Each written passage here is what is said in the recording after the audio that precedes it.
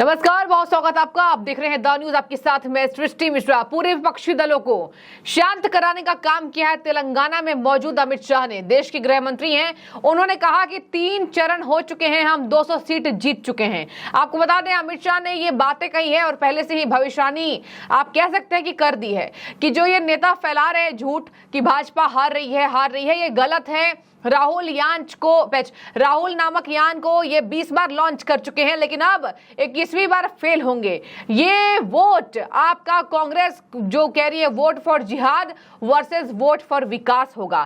Congress vote for जिहाद कह रही है, मोदी वोट फॉर विकास कह रहे हैं। आपको बता दें, तेलंगाना में खूब बरसे विपक्षी दलों पर केंद्रीय गृह मंत्री अमित शाह। उन्होंने कहा तेलंगाना में रेवंत रेड्डी सुन ले। देखिए, आपको बता दें, रेवंत रेड्डी मुख्यमंत्री हैं, उन्होंने सवाल उठाए हैं सर्जिकल स्ट्राइक पर। उन्होंने सर्जिकल स्ट्राइक पर सवाल उठाए हैं। जैसा कि हमने देखा था, बीच में विपक्ष पूरा सर्जिकल स्ट्राइक को लेकर पीएम मोदी को घेरने की कोशिश करता रहता है। अब सर्जिकल स्ट्राइक पर उन्होंने कहा, केंद्रीय गृह मंत्री ने कहा कि रेवंत रेड्डी सुन ले, अकेले तेलंगाना में हम डबल डिजिट्स पर आने वाले हैं। इन लोगों का माइनॉरिटी वोट बैंक की लालच इतनी बड़ी है कि सर्जिकल स्ट्राइक को भी क्रिटिसाइज कर रहे हैं। सर्जिकल स्ट्राइक भारत की रक्षा नीति की इतनी महत्वपूर्ण अहम घटना थी कि जिसने दुनिया के सामने अमेरिका और इजराइल के बाद भारत को तीसरा देश हमारा जुड़ा, जो अपनी सीमा और सेना के साथ अगर कोई छेड़खानी करता है तो घुस कर जवाब देने का दम रखता है। पूरे देश को सर्जिकल स्ट्राइक पर गर्व है, मगर रेवंत रेड्डी सार्वजनिक रूप से नहीं बोल सकते। आप अकेले मिले तो शायद कह देंगे। इस पार्टी आज अपीसमेंट की पॉलिटिक्स के लिए, अपनी वोट बैंक के लिए इस कगार पर पहुंची है कि वो और उनके साथी नेता मणिशंकर अय्यर जी और फारूक अब्दुल्ला जी एटम बॉम्ब पाकिस्तान के पास है ऐसा कहकर पाक ऑक्यूपाई कश्मीर को ताक पर रखने की बात करें। मैं इस अप्रोच की घोर निंदा करता हूं। भारतीय जनता पार्टी मानती है कि हम कभी भी पाक ऑक्यूपाई कश्मीर पर से हमारा अधिकार जाने नहीं देंगे। पाक ऑक्यूपाई कश्मीर भारत का हिस्सा है। ये इतने डेस्परेट हो गए कि झूठ फैलाने से बाज नहीं आते। वो कह रहे हैं मोदी जी को 400 सीटें मिली तो मोदी जी आरक्षण को समाप्त कर देंगे। मैं आज आप लोगों के माध्यम से देश की जनता और विशेषकर तेलंगाना की जनता के सामने स्पष्ट करना चाहता हूं, 10 साल से मोदी जी के पास पूर्ण बहुमत। भारतीय जनता पार्टी ने कभी रिजर्वेशन को हाथ नहीं लगाया। हमने हमारे पूर्ण बहुमत का उपयोग धारा 370 को समाप्त करने के लिए किया, यूसीसी लाने के लिए किया। हमारे पूर्ण बहुमत का उपयोग हमने ट्रिपल तलाक समाप्त करने के लिए किया, राम जन्मभूमि के मंदिर बनाने के लिए किया है। कांग्रेस पार्टी ये झूठ बोल रही है, और झूठ बोले तब तक तो समझ में आता है। मेरे वीडियो को एडिट कर गलत तरीके से बताने का पाप भी यहां पर किया गया। मित्रों, एक कहते हैं अगर वो सत्ता में आएंगे तो 370 वापिस लाएंगे। वो कहते हैं सत्ता में आएंगे तो ट्रिपल तलाक वापिस लाएंगे। वो कहते हैं सत्ता में आएंगे तो पर्सनल लॉ इंट्रोड्यूस करेंगे। और मैं मानता हूं कि देश की जनता ने ये निर्णय करना है कि ट्रिपल तलाक वापिस लाना है या नहीं लाना है, 370 वापिस लाना है या नहीं लाना है, पर्सनल लॉ के आधार पर देश को चलाना है या नहीं चलाना है। एक और, मोदी जी विकास के मामले में 75 साल के सारे रिकॉर्ड तोड़कर एक ऐसे प्रधानमंत्री बनकर उभरे हैं जिन्होंने देश की जनता के सामने एक लक्ष्य रखा है कि जब देश की आजादी की शताब्दी मनाई जाएगी 2047 में, तब भारत पूर्ण विकसित देश होगा और हर क्षेत्र में दुनिया में पहले नंबर पर होगा। और दूसरी ओर अपीसमेंट, भ्रष्टाचार, परिवारवाद, ये तीनों से घिरे हुआ ये इंडिया अलायंस है। देश की जनता स्पष्ट रूप से मानती है कि मोदी जी के नेतृत्व के साथ रहना है। देश का भविष्य इसी में सुरक्षित है। देश मोदी जी ही सुरक्षित कर सकते हैं, देश मोदी जी ही समृद्ध कर सकते हैं। मुझे पूरा विश्वास है।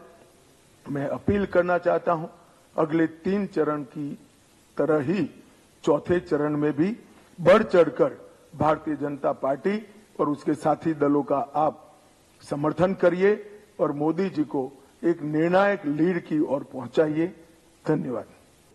अब तक 3 चरण के प्रचार के बाद मतदान की प्रक्रिया समाप्त हो गई है। मैं आज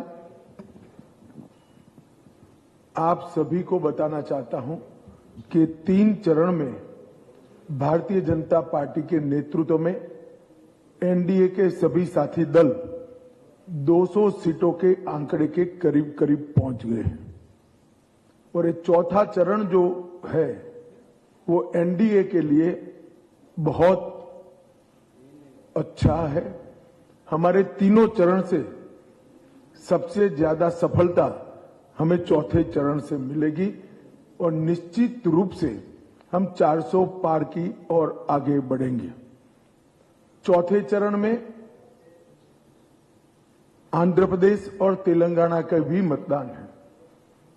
मैं आपको विश्वास के साथ कह सकता हूं कि दोनों राज्यों में एनडीए और Bharatiya Janata party complete SVEEP करने जा रही है और बड़ी मजबूती के साथ हम आगे बढ़ रहे हैं। मैं चौथे चरण की प्रचार की समारोह की संध्या पर यह भी बताना चाहता हूं सभी मीडिया के मित्रों को कि जब 4 जून को परिणाम आएंगे तो दक्षिण भारत में कर्नाटक, आंध्र, तेलंगाना, तमिलनाडु और केरल, उसमें सबसे बड़ा दल भारतीय जनता पार्टी बनकर उभरेगा। इसका मतलब है कर्नाटक, आंध्र प्रदेश, तेलंगाना, तमिलनाडु और केरल में सबसे ज्यादा किसी एक दल को सीट मिलेगा तो वो दल होगा भारतीय जनता पार्टी। तेलंगाना में हम लगभग 10 सीटों से ज्यादा सीट जीत कर आएंगे। 13 सीटों पर हमारी स्थिति बहुत अच्छी है, मगर 10 से ज्यादा सीटें तेलंगाना में भारतीय जनता पार्टी जीत कर आएगी। पूरे देश के सामने अब तक जो प्रचार चला है वो प्रचार में कमोबेश मुद्दे सेट हो चुके हैं। एक और यूपीए है, इंडी अलायंस है और दूसरी ओर एनडीए भारतीय जनता पार्टी के नेतृत्व में खड़ा है। एक और 12 लाख करोड़ के घपले, घोटाले, भ्रष्टाचार करने वाली कांग्रेस और उनके साथी दल है, तो दूसरी ओर नरेंद्र मोदी जी है जिन पर 23 साल मुख्यमंत्री या प्रधानमंत्री रहते हुए 25 पैसे का भी भ्रष्टाचार का आरोप नहीं लगा है। एक और सत्ता का सुख भोगने वाले हैं, जैसे थोड़ी ही गर्मी बढ़ते ही कुछ नेता देश के बाहर छुट्टी पर नियमित रूप से चले जाते हैं, थाईलैंड जाते हैं, बैंकॉक जाते हैं। आप भी समझ रहे हो कि मैं किसके लिए कह रहा हूं। और दूसरी ओर नरेंद्र मोदी जी है, 23 साल से दीपावली के दिन की भी छुट्टी लिए बगैर दीपावली के दिन सरहद पर देश की रक्षा करने वाले जवानों के साथ दीपावली मनाने का काम करते हैं। एक और 10 साल का ट्रैक रिकॉर्ड और 25 साल का एजेंडा है। ये 10 साल में मोदी जी ने भारत को हर क्षेत्र में आगे बढ़ाया है। गरीब कल्याण के लिए, गरीबों के विकास के लिए 70 साल के काम को एक और रखे, इतना काम इस 10 साल के अंदर हुआ है। देश की सुरक्षा सुनिश्चित हुई है, आंतरिक सलामती मजबूत हुई है, टेररिज्म और नक्सलिज्म पर पूरा शिकंजा कसा गया है। देश का अर्थतंत्र 11वें नंबर से 5वें नंबर पर आया है। डिजिटल इंडिया और स्टार्टअप पूरी दुनिया में चर्चा का मुद्दा बने हुए हैं। हमारी बैंकों का जो खस्ता हाल हमें मनमोहन सिंह देकर गए थे, उसको हमने आगे बढ़ाया है। तो एक और हर क्षेत्र में सफलता प्राप्त करने वाला और देश को आगे बढ़ाने वाला नेतृत्व श्री नरेंद्र मोदी का है। तो दूसरी बार 20-20 बार लॉन्च करने के बावजूद भी राहुल यान लॉन्च नहीं कर पा रहा है, 21वीं बार लॉन्च करने का भी प्रयास हो रहा। और एक और सबसे गरीब घरों में से चाय बेचने वाले के घर में पैदा हुए नरेंद्र मोदी जी हैं, जो गरीबों की, वंचितों की, पिछड़ों की, दलितों की और ट्राइबल्स की संवेदना भी जानते हैं और उनकी जरूरियतों को भी जानते हैं। तो दूसरी ओर चांदी के चम्मच के साथ पैदा हुए नेता हैं जो परिवारवाद की राजनीति के आगे बढ़ रहे हैं। मित्रों, जहां तक सवाल है देश की जनता का, देश की जनता तय कर बैठी है कि ये चुनाव नरेंद्र मोदी जी को तीसरी बार प्रधानमंत्री बनाने का चुनाव है और हम सबको पूरा विश्वास है कि 400 के ज्यादा सीटों के साथ मोदी जी फिर से एक बार इस देश का प्रधानमंत्री बनेंगे। मित्रों, मैं तेलंगाना की भी जरूर बात करना चाहता हूं। तेलंगाना को जब बनाया गया तब तेलंगाना रेवेन्यू सरप्लस स्टेट था। आज तेलंगाना पर लाखों करोड़ों रुपए का ऋण है और 80,000 करोड़ रुपया हर साल ऋण चुकाना में तेलंगाना को चुकाना पड़ता है। बीआरएस और कांग्रेस की सरकारों ने तेलंगाना के विकास को डिरेल किया है। जब मोदी जी ने ये 10 साल में तेलंगाना के विकास के लिए ढेर सारे काम किए हैं। 14-15 में संयुक्त आंध्र प्रदेश की ग्रांट 63,000 करोड़ थी, 15,000 करोड़ रुपया मिलती थी। संयुक्त आंध्र प्रदेश को 15,000 करोड़ रुपया ग्रांट मिलती थी। आज ये लगभग 63,000 करोड़ रुपया मिलती है, मतलब 4 गुना ग्रांटिंग एड में बढ़ोतरी करने का काम नरेंद्र मोदी सरकार ने किया है। इसके अलावा तेलंगाना में 1,65,000 करोड़ रुपया हमने सड़क निर्माण के लिए, 32,000 करोड़ रुपया रेलवे के विकास के लिए और 7,000 करोड़ रुपया एयरपोर्ट के उत्थान के लिए देने का काम किया है। तो एक प्रकार से हमने आजादी के बाद एक दशक में कभी भी तेलंगाना को न मिला हो इतना फंड नरेंद्र मोदी जी ने दिया है। इसके अलावा 900 करोड़ के लागत से समक्का सरक्का सेंट्रल ट्राइबल यूनिवर्सिटी बनाने का काम हमने किया है। राष्ट्रीय हल्दी बोर्ड बनाया है। 6300 करोड़ से Ramagundam fertiliser and chemical limited RFCL को फिर से शुरू करने की घोषणा की है। और दूसरी ओर दोनों पार्टियां, BRS और कांग्रेस पार्टी, वो वोट बैंक की पॉलिटिक्स और भ्रष्टाचार में आकंठ डूबे हुए, परिवारवाद, करप्शन, बैड गवर्नेंस और अपीसमेंट, ये चारों नासुरों ने तेलंगाना की जनता को बड़ा परेशान किया हुआ है। और मुझे विश्वास है तेलंगाना की जनता इस बार भारतीय जनता पार्टी को प्रचंड बहुमत के साथ मोदी जी के समर्थन में ज्यादा से ज्यादा रिकॉर्ड सांसद यहां से चुना कर भेजेगी। चाहे BRS की सरकार हो, चाहे कांग्रेस की सरकार हो, सरकार का स्टीयरिंग व्हील हमेशा ओवैसी के हाथ में रहा है। ये दोनों ने अपीसमेंट के अपने थियोरी को आगे बढ़ाते हुए सरकार चलाने का ठेका बिल्कुल मजलिस को आउटसोर्स किया हुआ है। ये लोग CAA का विरोध करते हैं, 370 हटाने का विरोध करते हैं, सर्जिकल स्ट्राइक पर क्वेश्चन खड़े करते हैं, PFI का समर्थन करते हैं, रोहिंग्या को देश में आने जाने देने का घुसपैठ का समर्थन करते हैं, हैदराबाद मुक्ति संग्राम दिन मनाने की परंपरा बंद करते हैं, रामनवमी पर भद्राचलम को पवित्र वस्त्र भेंट करने की परंपरा भी इन्होंने बंद कर दी है। और सबसे बड़ी बात जो पूरे देश के लिए और विशेषकर ST, SC, OBC के लिए हानिकारक है, इन्होंने 4% मुस्लिम आरक्षण तेलंगाना के अंदर इंट्रोड्यूस किया है। ये 4% मुस्लिम आरक्षण सीधा ST, SC, OBC के आरक्षण पर, रिजर्वेशन पर डाका है। और हम ये निश्चित रूप से कहते हैं, जब भी भारतीय जनता पार्टी की सरकार आएगी, यहां से हम मुस्लिम आरक्षण को समाप्त कर देंगे।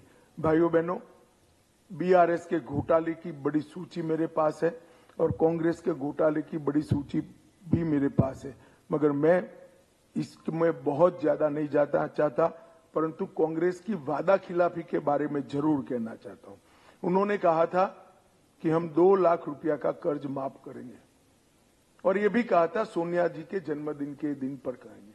हम सब तो मानते थे सरकार बनेगी तो कर देगा, मगर उसमें एक पेच था, सोनिया जी के कौन से जन्मदिन पर वो नहीं कहा। तो सरकार बनने के बाद इतने दिन हो गए, मगर 2 लाख क्या 2 रुपये का भी किसानों का कर्ज माफ नहीं हुआ। किसान को हर साल 15,000 देने का वादा किया था, वो भी पूरा नहीं हुआ। खेती हर मजदूरों को 12,000 देना था, वो भी पूरा नहीं हुआ। हर क्विंटल अनाज पर एमएसपी पर 500 रुपया बोनस देना था, वो भी नहीं दिया। स्टूडेंट को 5 लाख तक की क्रेडिट लाइन देनी थी, वो भी नहीं दिए गई। बच्चियों को कॉलेज जाते वक्त स्कूटी देने का वादा किया था, वो भी पूरा नहीं हुआ। हर मंडल में एक इंटरनेशनल स्कूल खोलने का वादा किया था, वो भी पूरा नहीं हुआ। वादा एक ही पूरा हुआ जो उन्होंने अपने हाईकमांड को किया था कि पूरे भारत के चुनाव लड़ाने का फंड वो तेलंगाना से भेज। कांग्रेस पार्टी ने तेलंगाना को, रेवंत रेड्डी जी ने तेलंगाना को कांग्रेस का एटीएम बनाने का काम किया है। मित्रों, कांग्रेस दर्शकों, तेलंगाना बहुत इंपॉर्टेंट है। तेलंगाना में बीजेपी कोशिश कर रही है, तेलंगाना, तमिलनाडु, आंध्र, देखिए 3 ऐसे राज्य हैं जहां पर यह माना जा रहा है कि कहीं ना कहीं इस पर जीत जाना ज्यादा मुश्किल ना हो। बीजेपी इसके लिए अथक प्रयास कर रही है। दक्षिण भारत में बीजेपी को उभरना जरूरी है 400 का आंकड़ा पार करने के लिए। हालांकि मैं आपको बता दूं, ये पहले कोई भविष्यवाणी नहीं कर सकता कि 400 आंकड़ा पार हो रहा है या नहीं। बीजेपी जो कह रही है उसको ही लोग कहते नजर आ रहे हैं, लेकिन ये वोट पर डिपेंड करता है। लेकिन यहां पर अमित शाह कह रहे हैं कि 10 सीटें हम तेलंगाना में जीत रहे हैं। दक्षिण भारत में सबसे बड़ी राजनीतिक पार्टी भारतीय जनता पार्टी बनकर उभरेगी। राहुल गांधी नोट कर लें और ये कान खोलकर सुन ले। आपको बता दें, रेवंत रेड्डी ने जिस तरीके से ये सवाल किया है, अब इस पर असम के मुख्यमंत्री हेमंत बिश्वा शर्मा ने भी यहां पर बोलती बंद कराने की बात की है। जहां तेलंगाना के सीएम रेवंत रेड्डी कह रहे हैं, पुलवामा हमले को लेकर सवाल उठा रहे हैं, असम के मुख्यमंत्री हेमंत बिश्वा शर्मा ने बोलती बंद कराते हुए बात कही है कि ये आज सबूत मांग रहे हैं। पीओके में झंडा कौन लहरा रहा है? पीओके में झंडा भारत लहरा रहा है और प्रधानमंत्री नरेंद्र मोदी तीसरी बार प्रधानमंत्री बनेंगे तो पीओके को अपने भारत के अंदर हम ले लेंगे, ये कहा है हेमंत बिश्वा शर्मा ने। देखिए, एक फायर ब्रांड नेता है। अमित शाह, योगी आदित्यनाथ के बाद उनका नंबर आता है भाषणों में कि अव्वल दर्जे का भाषण देते, जिससे जनता में एक संदेश पहुंचता है। बता दें आपको, सर्जिकल स्ट्राइक का एक अलग मुद्दा उठा है इस चुनाव में। इसके साथ तेलंगाना सीएम ने एक नई बातें कही कि एलन मस्क जो है वो तेलंगाना में प्रोजेक्ट लेकर आ रहे थे, लेकिन अमित शाह और मोदी ने उसको गुजरात ट्रांसफर करा दिया। हालांकि तेलंगाना सीएम ही है जो प्रधानमंत्री की कई बार तारीफ कर चुके हैं कि हमें प्रधानमंत्री जी को जवाब देना होगा और हम छोटे भाई हैं उनके, बहुत बार तारीफ भी कर चुके हैं। अभी हाल ही में 1 महीना पहले मुझे याद है उन्होंने तारीफ की थी और कहा था कि प्रधानमंत्री जी से जो अच्छी बातें वो सीखनी चाहिए और हम छोटे भाई हैं। जितने राज्य के मुख्यमंत्री हैं वो सब प्रधानमंत्री के छोटे भाई हैं। अभी भी कहा, हाल में फिर से उसको रिपीट किया है, तो कहा कि उनको हमें साथ लेकर चलना चाहिए। हालांकि रेवंत रेड्डी ही हैं जो सर्जिकल स्ट्राइक पर सवाल उठा रहे, तो उस पर अमित शाह ने जवाब दिया और कहा तेलंगाना में 10 सीटें हम जीतने वाले हैं, इधर आ जाते हैं, बातचीत करें। अमित शाह ने भविष्यवाणी की है कि चौथे चरण के मतदान में भाजपा को और आसानी होगी। दर्शकों, आप एक बात सोशल मीडिया पर सुन रहे होंगे कि फर्स्ट 2 चरणों में, फर्स्ट 2 फेजों में बहुत कम वोटिंग हुई है। यह बात जायज है कि शहर के लोग नहीं निकल रहे हैं और ये एक लंबी चौड़ी यहाँ पर आई थी बातें, पत्र आया था किस तरीके से जो है जो सर्विस किया गया है, शहर के लोग थोड़ा कम मतदान दे रहे हैं, लेकिन चौथे चरण में लोग निकल रहे हैं और तीसरे फेज से ही ये अच्छी होने की शुरुआत हो गई थी। बातचीत करें तो यहाँ पर लोगों में जागरूकता फैलाई जा रही है। अमित शाह ने कहा है कि 3 चरण बीत गए हैं, लेकिन उसमें भी हमें 200 सीटें आ रही हैं जो हमें आंकड़ा पार कराने में मददगार साबित होंगी। इसके अलावा चौथे चरण से हमारी राह थोड़ी और आसान हो जाएगी। चौथे चरण से ज्यादातर हिंदी बेल्टों में वोटिंग है और इसी तरीके से आपको बता दें बीजेपी ये पूरा जीत का दावा दे रही है कि इस बार हमारी सरकार बहुमत से आने वाली है। इसके साथ चलिए एक और बड़ी इंपॉर्टेंट बात मैं आपको बता दूं, अमित शाह कह रहे हैं कि हमने देखिए बहुमत का प्रयोग कहां कहां किया है। हमने बहुमत का प्रयोग धारा 370 हटाने में किया है। हमने बहुमत का प्रयोग किया है, प्रचंड बहुमत का प्रयोग मुसलमान महिलाओं को 3 तलाक से छुटकारा दिलाने में। हमने बहुमत का प्रयोग किया है किस तरीके से महिलाओं को आरक्षण दें। हमने बहुमत का प्रयोग विकास के लिए किया है, लेकिन कांग्रेस अलग अलग जहां जहां की सरकार है कर्नाटक में, यहां पर मुसलमानों को अलग से आरक्षण दे रही है। बाबा साहब अम्बेडकर के आरक्षण को, उनके संविधान को हम खतरा किसी भी पार्टी से होने नहीं देंगे। दर्शकों आपको बता दें ये भ्रम फैलाया जा रहा है आरक्षण को लेकर। लगातार बीजेपी पर हमलावर कांग्रेस पार्टी राहुल गांधी, लेकिन ये दूध का दूध पानी का पानी हो गया। अमित शाह का फेक वीडियो फैलाया गया, इसी पर उन्होंने कटाक्ष किया और कहा बाबा साहब संविधान को नहीं छूने देंगे। इधर आ जाते हैं, केजरीवाल जी आज कह रहे हैं बड़े कॉन्फिडेंस में कि बीजेपी नहीं आ रही है और प्रधानमंत्री बनने के बाद ये योगी जी को हटा देंगे और अमित शाह को प्रधानमंत्री बनाएंगे। इस पर भी अमित शाह तेलंगाना में खूब गरजे और कहा कि पहले सीएम को भी ये बोला जाए कि उन्हें जमानत मिली है, उन्हें बेल नहीं मिली है और यहां पर जमानत मिली है, उनकी रिहाई नहीं हुई है, मतलब वो जेल से रिहा नहीं हुए हैं, उनको जमानत मिली है। इस पर बहुत ज्यादा डिफरेंस है, वो भी चुनावी प्रचार के लिए। मैं एक बात स्पष्ट करना चाहता हूं, एक इंटरिम बेल सुप्रीम कोर्ट ने सिर्फ और सिर्फ चुनाव प्रचार के लिए इनको दिया है। उन्होंने सुप्रीम कोर्ट के सामने केस दायर किया था कि मेरी अरेस्ट गलत है, जो सुप्रीम कोर्ट ने नहीं माना। फिर प्रेयर मॉडिफाई किया कि मुझे बेल दिया जाए, वो भी सुप्रीम कोर्ट ने नहीं माना।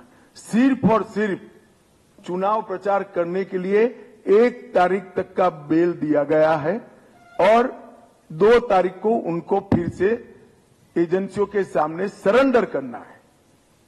और अगर अरविंद केजरीवाल इस चीज को क्लीन चिट मानते हैं तो मुझे लगता है इनकी कानून की समझ बड़ी निर्बल है। अमित भाई मुख्यमंत्री तेलंगाना ने एक इंटरव्यू में और कल भी आपने मीट द प्रेस में कहा कि निवेश तेलंगाना में निवेश करने से रोका जा रहा है। उन्होंने टेस्ला का एग्जांपल दिया और उन्होंने ये भी कहा कि चुनाव खत्म होगा तो मैं बकायदे पूरी फहरिस्त दूंगा। देखिए ऐसा है भाई, तेलंगाना में जिस तरह का सरकार वो चला रहे हैं, मैं नहीं मानता कोई निवेश करने आएगा।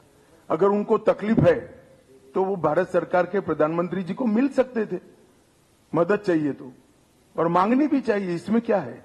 हर राज्य अपने स्टेट के इन्वेस्टमेंट के लिए प्रधानमंत्री जी की मदद मांगता है, मगर यहां जिस प्रकार का रैंपड करप्शन का एटमॉस्फेयर हुआ है, कौन इन्वेस्टमेंट करेगा भाई। आप भी अगर बिजनेस में जाना चाहोगे तो 4 बार सोचो। हालांकि अब इसमें देखने वाली बात यह होगी कि जो अमित शाह आंकड़ा दे रहे हैं, कह रहे हैं चौथे चरण से हमारी राह और आसान हो जाएगी और 200 का आंकड़ा हम पार कर चुके हैं, तो बीजेपी समर्थक जाहिर सी बात है इससे खुश होंगे उनके जवाबों से, क्योंकि अमित शाह जो बोलते हैं लगभग सटीक भविष्यवाणी तो नहीं हम कह सकते हैं, मैं भी नहीं ये बात कहूंगी, लेकिन आसपास का आंकड़ा जरूर आता है। देखने वाली बात होगी इन 3 फेजेस को तो छोड़िए, पूरे फेजेस में कितनी किसकी सीटें आएंगी। लेकिन आप जवाब दीजिए, क्या आपको भी लगता है कि सर्जिकल स्ट्राइक पर सवाल उठाना विपक्ष का एक बहुत बड़ा मुद्दा मिल गया है इन्हें, और एक तरफ जो ये बात कह रहे हैं 200 सीटें का आंकड़ा पार कर चुकी है बीजेपी, क्या आपको भी लगता है? आपकी क्या राय इस बातों को लेकर जरूर कमेंट कीजिएगा। शुक्रिया।